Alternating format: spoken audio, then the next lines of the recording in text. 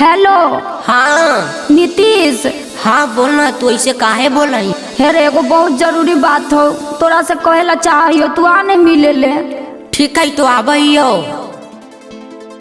बाबू सोना हमर शादी होखे वाला हो, नहीं नहिरा में अबो चली जयबो, समझाई ना बात रे।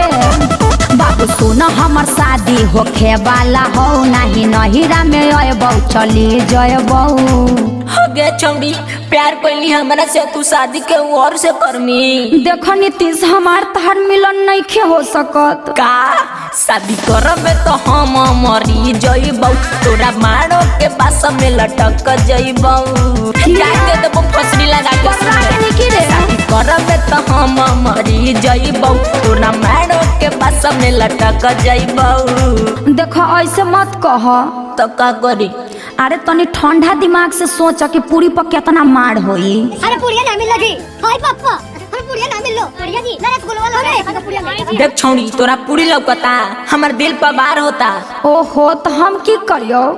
के कना के डांटली गे छौड़ी, हके करा के बाटली गे। हाँ नहीं क्या करो बटली रे छोड़ा, नहीं क्या करो डटली रे। चुप हो जा मत रोआ, सब ऊपर के लिखल बा बाबू। डिस्टर्ब मत कर, हट। ऐसे करब ही तो गाड़ी चढ़ी चल जयबो, नहीं तोहरा से मिले हम कबो अबो, बुझ ले बात के।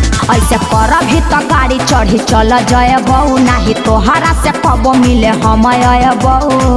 तू कैसे चले में गाड़ी पर? हम गाड़िए पंचर कर देबो। देख छोड़ा, ऐसे मत करिए ना तो बहुत बेइज्जती हो जैते। हमर बेइज्जती होले जे के?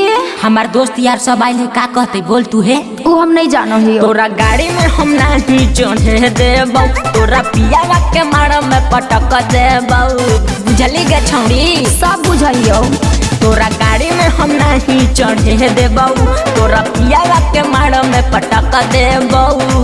अरे तू की पटक भी रे पतर सुखा, हमार सामान पट्ठा है, तोरे पटक क्या कुछ देतो। हम जादो जी आओ पीले ही आओ दूध दही माठा तेली कहीं की। देख छोड़ा, जात पर नहीं जाओ ना तो बहुत बुरा हो जेतो।